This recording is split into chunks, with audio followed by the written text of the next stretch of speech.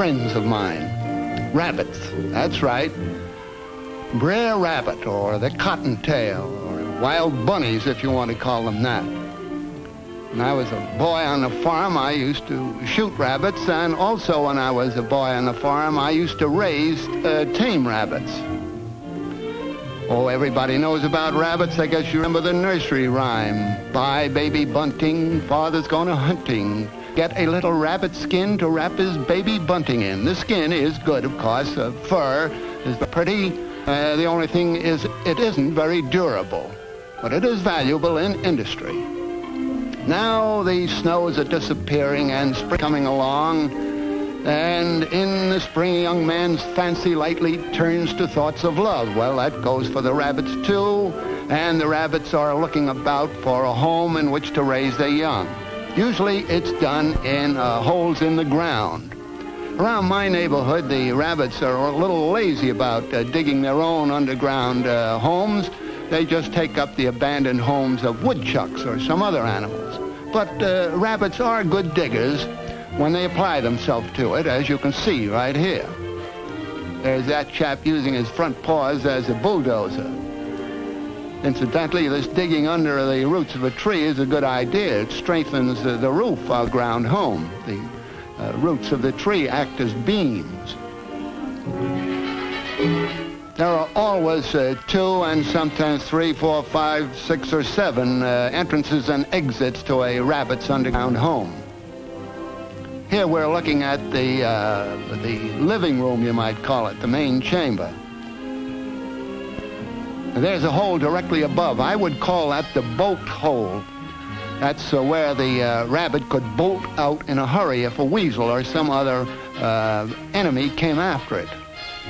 You see, rabbits have very little defensive weapon. They have their ears, their long ears, to catch the sound of the approach of an enemy, and then their sturdy legs that give them the speed with which to escape.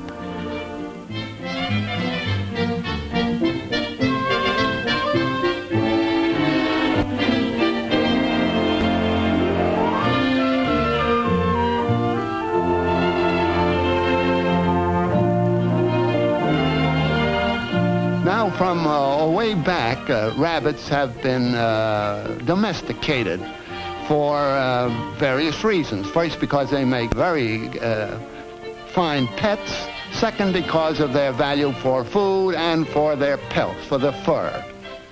The fur takes a dye very easily and holds it well, so that they can use the fur of rabbits to imitate the fur of many other more expensive animals, to put it that way.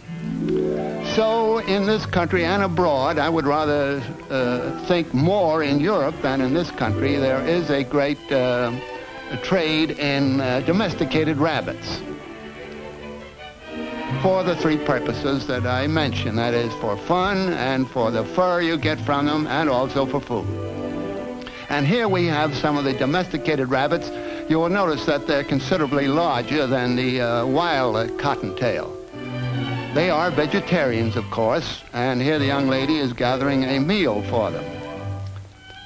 I know my rabbits used to like clover in particular, but let's see what this lady is giving them. Oh, that's a dandelion salad. I can see that. Well, that's a little tart, but it's good food, too. Oh, this is a fine black and white rabbit. The best black and white variety, I think, was originated in Belgium long ago, but now you can get the various black and whites wherever you look for them. This is a king rabbit. Good size one, and a fine black rabbit with nice white. This is a gray rabbit, sometimes called a gray squirrel rabbit.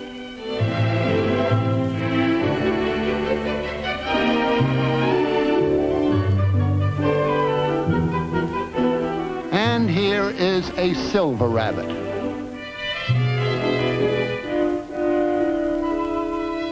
There are many other varieties, of course.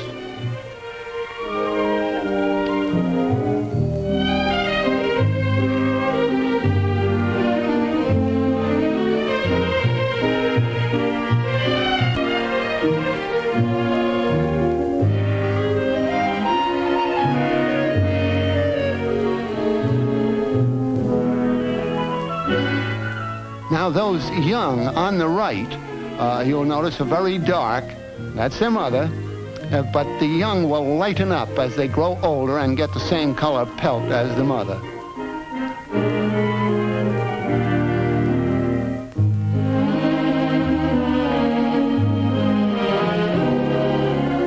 Oh, here's one of the favorite breeds and one of the most picturesque. That's the old-fashioned lop ear. Called lop ear because his ears flop down. The older they grow, the more floppy they grow. Now, doesn't that middle one and its companions, don't they look like sad bloodhounds? It's a sad, sad world.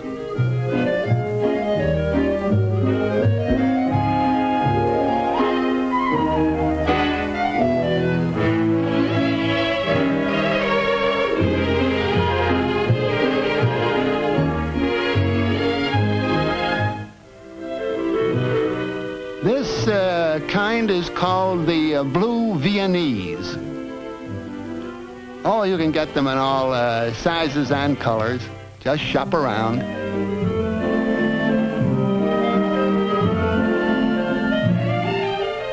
And this is a white Viennese, and she is preparing a nest for herself, expecting to produce a family. I said that rabbits are raised for food and fur and for fun, and it's profitable to raise them because they breed so rapidly. As a matter of fact, there's a story of the little girl who had an arithmetic lesson to do, and she had her pet rabbit on the table.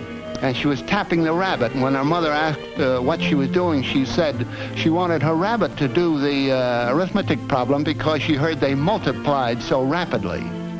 Well, they do multiply rapidly. They have 4 or 5 broods in a year, and a brood may consist of anywhere from 3 to 8 or more young ones. Well, you can figure that out. And in the interim, the mother has produced her brood, and it is hidden away in the straw there. But we'll have a peek.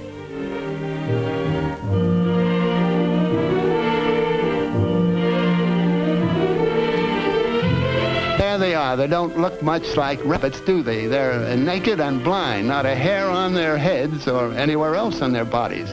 Of course, they're not really blind. I mean, they are born with their eyes closed. It takes some days before the eyes of the young rabbits are open to the world at large. Well, of course, we covered over the entrance to the nest, as the mother did, but she didn't fool us, and I don't think we'll fool her.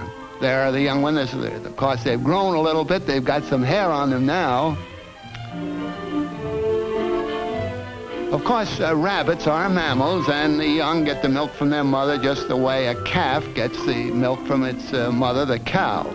Here they are at the breakfast table and the luncheon and dinner table, too, and also the snack bar. Been hard at it.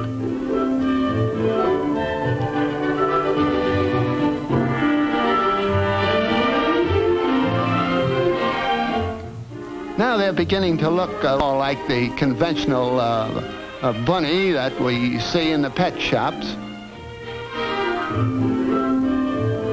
And now they're about 3 weeks old and really look like bunnies or young rabbits.